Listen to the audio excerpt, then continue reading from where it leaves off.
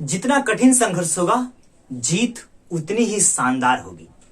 तो हेलो दोस्तों, आज की टॉपिक में हम लोग स्टार्ट करेंगे राहुल टॉप 10 सीरीज के क्वेश्चन बैंक से समस्त क्वेश्चन को क्लियर करेंगे। जैसा कि आप लोगों ने थंबनेल में देखा कि हम लोग एक एक नंबर को कलेक्ट करेंगे और टॉप करेंगे। आज से ही और अभी से ही हम लोग अपने एग्जाम की प्रिपरेशन में पूरी तन्मयता के साथ लगेंगे और तोड़ फोड़ देंगे, धूम मचाएंगे इस बार।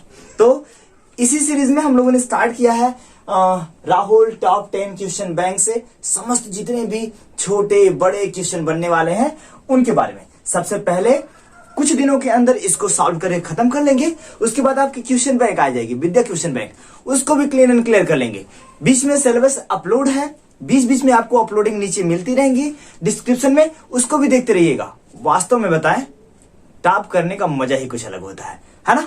तो बेहतरीन ढंग से शुरुआत करते हैं और तन्मयता के साथ लगते हैं। जैव प्रक्रम, जैव का मतलब मैंने आपको पहले से बता रखा है कि जैव का मतलब होता है बाबू जीव। जैव का मतलब जीव और प्रक्रम का मतलब होता है प्रक्रियाएं। प्रक्रम का मतलब प्रक्रियाएं, अर्थात जीवों की प्रक्रियाएं। अब जीवों की प्रक्रियाओं में क्या क्या पढ़ना है, इंग्लिश में बोलते हैं लाइफ प्रोसेस, हम लोगों ने पहले पढ़ रखा है। आज यहां से आने वाले जितने भी स्मॉलेस्ट क्वेश्चन हैं उसको डिटेल्स में समझेंगे। अति लघु उत्तरी क्वेश्चन को डिस्कस करेंगे जो एक एक नंबर में आता है, बट हम लोग जब उसको एक्सप्लेन करेंगे तो जो बड़े क्वेश्चन हैं वो भी कंप्लीटली आप में उसमें इन्वॉल्व होते चले जाएंगे। स्टार्ट करें। तो पहला क्वेश्चन आपके बोर्ड पे दिख रहा है, मूत्र निर्माण होता है। समझिए कि पहला क्वेश्चन है, एक एक नंबर का है।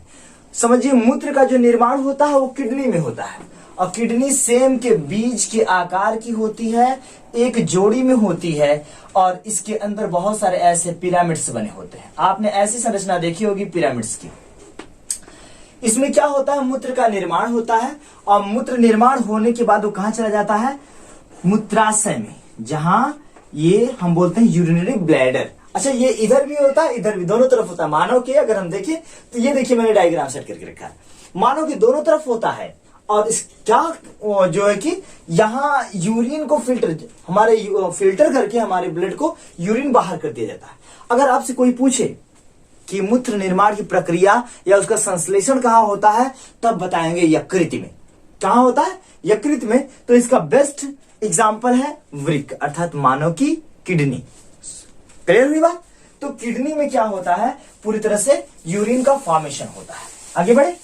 दूसरा क्वेश्चन, लार में कौन सा एंजाइम पाया जाता है। समझिए, अरे भाई जो मानव के मुख में लार होती है उसमें कौन सा एंजाइम पाया जाता है। तो सिंपल सा आंसर है कि अगर मैं ग्रंथि हूं, अच्छा डिटेल्स में समझे, तो हमारे पूरे मुख को हम बोलते हैं बक्कल कैविटी। बक्कल कैविटी में दो जबड़े होते हैं, एक निचली जबड़ा एक ऊपरी जबड़ा, और दांतों की संख्या 16 होती है। मतलब 16 दांत नीचे भी और 16 दांत ऊपर भी, अर्थात 16 दूनी के 32 दांत। अरे यार मानव के शरीर, यार आपके मुंह में कितना दांत होता है, तो सर 32 होते हैं ना। तो 32 जब होते हैं तो दो जबड़े होते हैं, तो 16 नीचे 16 ऊपर। अब दांत भी 4 प्रकार के होते हैं। दांतों के अलावा हमारे मुख के इस वाले छोर पे, यहां पे हमारी सबसे बड़ी ग्रंथि होती है। कौन सी ग्रंथि, लार ग्रंथि। और उसके ठीक नीचे यहाँ पे, यहाँ है हमारे जीभ के तलवे के नीचे। अगर आप कभी शीशे में मुंह उबाल के देखेंगे या मुंह में कुछ ले लेते हैं तो पूरा लार से, दांत के नीचे वाला पोर्शन पूरा लार से भर जाता है। वो कहां से लार आती है, तो इस वाले रीजन से भी सिक्रीट होके आती है और नीचे से भी सिक्रीट होती है, तो पूरा मुख में लार आ जाती है। एक मनुष्य जो होता है एक दिन में लगभग 1.5 लीटर के आसपास लार का स्राव करता है। वो लार भोजन में मिश्रित होती है, भोजन का पाचन करने में सहायता प्रदान करती है। और सबसे गजब का क्वेश्चन क्या बनता है कि मानव का पाचन कहां से प्रारंभ होता है, तो कहां से प्रारंभ होता है, हमारे मुख से। और मुख में कौन सी ग्रंथि, मुख में हमारी लार ग्रंथि, और उनसे निकलता है 2 एंजाइम। एक एंजाइम का नाम है टाइलिन, एक का टाइलिन और दूसरे का एमाइलेज। ये 2 एंजाइम हैं जो आपके राहुल टॉप 10 की सीरीज में दूसरे नंबर पे दिया गया है। तो इसका आंसर क्या हुआ, इसमें एमाइलेज दिया है, चाहे टाइलिन भी दे देगा तब भी चलेगा। आई होप कि आप क्लियर होंगे पूरी तरह से। क्योंकि हमने पहले बता रखा है कि हम लोग एक्सप्लेनेशन में खूब डिटेल्स में सारी प्रक्रियाओं को आगे तक समझेंगे, ताकि हम बड़े क्वेश्चन को भी आसानी से अटेम्प्ट कर सकें। जब हम किसी क्वेश्चन को एक बार, दो बार, तीन बार फेस करते हैं तो एग्जाम में जैसे ही आता लगता है जा छूमंतर आ गया सब कुछ, है ना, तो मजा आ जाती है। और आपका तीसरा जो क्वेश्चन है वो निम्न में से कौन सा एक केवल जंतु में पाया जाता है। तो इसमें आंसर जो दिया है, पहले ऑप्शन देख लीजिए। श्वसन है, उसके अलावा तंत्रिका तंत्र है, हार्मोन्स है और वृद्धि है।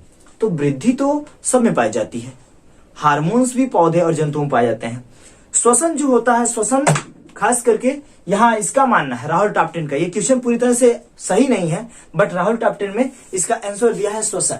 तो क्लियर कर लेंगे भाई, जो मान रहा है उसको मान लीजिए। क्या करना है कि भाई श्वसन होता है जंतुओं में, पौधों में भी होता है, लेकिन यहाँ पे किसी एक पर्टिकुलर प्लेस को मान के दिया होगा, तो श्वसन बहुत बेस्ट आंसर है। क्लियर हुई बात। चौथा, वह प्रक्रिया जिसमें जटिल कार्बनिक अणु सरल कार्बनिक अणु में टूटते हैं। आप बताइए कि आप भोजन करते हैं तो भोजन का पाचन होता है। अब भोजन का पाचन कहां से प्रारंभ होता है, मुख से प्रारंभ होता है। मुख से होते हुए हमारे स्टमक में, अमाशय में, और अमाशय में भोजन 3 से 4 घंटे रहता है। 3 से 4 घंटे के बाद अर्ध पाचन होने के बाद छोटी आंत में चला जाता है, और छोटी आंत में पूर्ण पाचन होता है। तो जो अपचित पदार्थ है वो सरल तरल घुलनशील पदार्थों में टूटते हैं, वही तो पाचन कहलाता है। तो इसका बेस्ट जो आंसर है वो क्या है, अपचयी अभिक्रिया, अर्थात जो पाचन से संबंधित समस्त क्रियाएं हैं, यहाँ पे उसका वो है आंसर है कि अपचयी अभिक्रिया द्वारा क्या होता है कि समस्त जो जटिल कार्बनिक अणु है उसको सरल कार्बनिक अणु में बदला जाता है। और क्वेश्चन ये है कि चर्मदाह या पैलेग्रा रोग निम्न में से किस विटामिन की कमी से होता है। चर्मदाह या पैलेग्रा, ये होता है, ऑप्शन देखते जाइए कि ऑप्शन में क्या क्या है। ऑप्शन है आपका vitamin B1, B2, B5 and B12। मैंने विटामिन्स का जो सेक्टर था वो आपके डिस्क्रिप्शन में लिंक करके देके समझाया। मैंने आपको पूरी तरह से बताया है कि विटामिन 2 प्रकार के होते हैं, एक जल में घुलनशील और एक वसा में घुलनशील। जो जल में घुलनशील होते हैं वो B और C होते हैं। इसके अलावा A, D, E, K जो विटामिन होते हैं ये वसा में घुलनशील होते हैं। अर्थात पैलेग्रा रोग जो होता है विटामिन B5 की वजह से होता है। किसकी वजह से होता है, विटामिन B5, जिसे हम बोलते हैं पेंटाथेनिक अम्ल, है ना। क्लियर रखिएगा कि पैलेग्रा और पेंटाथेनिक ये दोनों एक से नाम एक से मिलते जुलते हैं, तो आप याद रखने में थोड़ी सहायता या कह सकते हैं सुलभता प्रदान होगी कि पेंटाथेनिक अम्ल और पैलेग्रा रोग दोनों एक ही सिक्के के दो पहलू नजर आ रहे हैं, है ना। तो विटामिन कौन सी, विटामिन B5। मैंने पूरी विटामिन B1, B2, B12 तक सारी विटामिन पढ़ा के रखी है, जरूर एक बार देख लीजिएगा। आगे बढ़े तो छठा क्वेश्चन हम लोगों का है। छठा क्वेश्चन है, हीमोग्लोबिन महत्वपूर्ण भूमिका निभाता है। ओहो, देखिए भाई, हीमोग्लोबिन जो होता है वो आप जानते हैं कि उसी के कारण रुधिर जो होता है हमारा लाल होता है। अरे भाई, हीमोग्लोबिन के कारण ही तो रक्त का जो वो कलर होता है वो रेड दिखाई देता है। तो हीमोग्लोबिन के कारण रक्त लाल होता है, लेकिन हीमोग्लोबिन करता क्या है, हीमोग्लोबिन क्या करता है समझिए कि हीमोग्लोबिन हमारे जब रिस्पायरेशन के थ्रू जब हम श्वसन क्रिया करते हैं बाबू, तो श्वसन क्रिया में आप देखते होंगे कि ऐसे हमारे लंग्स हैं, यहाँ पे हमारे चेस्ट कैविटी में हमारे लंग्स होते हैं। तो लंग्स में जब हम सब बहुत सारी गैसों को अंदर लेके जाते हैं तो लंग्स ऑक्सीजन को स्टोर कर लेता है और बाकी गैसों को फिर क्या करता है, बाहर कर देता है। भाई आप तो यही जानते हैं कि श्वसन क्रिया में बहुत सारी गैसें जाती है, केवल ऑक्सीजन नहीं जाता है, बहुत सारी गैसें जाती है। अब केवल ऑक्सीजन में जाता तो समोसा, चटनी, उसके बाद जो चाट वाट सब मार्केट में बनता है उसकी सुगंधा नहीं आती है ना। तो बहुत सारी गैस के साथ ऑक्सीजन मिश्रित होते हुए अंदर जाता है। तो ऑक्सीजन स्टोर कर लिया जाता है और इसके बाद बाकी जितनी गैसें हैं हानिकारक उसको बदल के वापस बाहर, शरीर से बाहर। तो ऑक्सीजन हमारे लंग्स में स्टोर हो जाता है ढेर सारी मात्रा में। जब स्टोर हो जाता है समझिए, तो हीमोग्लोबिन, अच्छा हार्ट भी यही होता है और हार्ट से नसें ऐसे ऐसे जाके यहां लंग से जुड़ी होती है, फेफड़े से जुड़ी होती है। तो फेफड़े से ऑक्सीजन को लेकर आती हैं और कौन लेके आता है? लेके आता है हीमोग्लोबिन। हीमोग्लोबिन, हीमोग्लोबिन जो होता है वह हमारे फेफड़े से ऑक्सीजन को उठाता है और समस्त शरीर तक पहुंचा देता है। तो बहुत अच्छा काम किया है हीमोग्लोबिन का भाई, श्वसन में सहायता करना या कह सकते हैं ऑक्सीजन का परिवहन करना, दोनों सही है।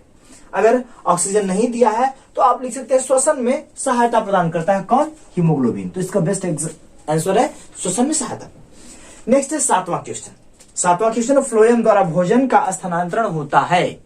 देखिए भाई कि फ्लोएम द्वारा भोजन का स्थानांतरण होता है। समझिए कि जाइलम जो होता है, मैंने सूत्र बताया था कि जाइलम जो होता है जड़ों से काम करता है और फ्लोएम ऊपर से।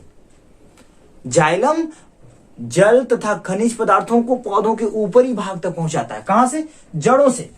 अगर हम कोई प्लांट बना दें, मान लीजिए कि कोई टूटा फूटा पौधा बना दिए भाई, ये देखिए एक प्लांट बन गया, तो जाइलम जो होता है वो जड़ों से जल, किसको? जल और खनिज को। यहां क्वेश्चन आएगा जरूर, बार बार ये क्वेश्चन पूछा जाता है कि जाइलम क्या करता है? तो जाइलम जड़ों से जल और खनिज को कहां तक पहुंचाता है? अरे भाई ऊपर, मतलब पौधों के ऊपरी वाले भाग तक पहुंचाता है। किसको किसको? जल और खनिज को। और फ्लोएम क्या करता है? फ्लोएम जब प्रकाश संश्लेषण द्वारा भोजन का निर्माण होता है तो भोजन पत्तियों में स्टार्च के रूप में, किसके रूप में?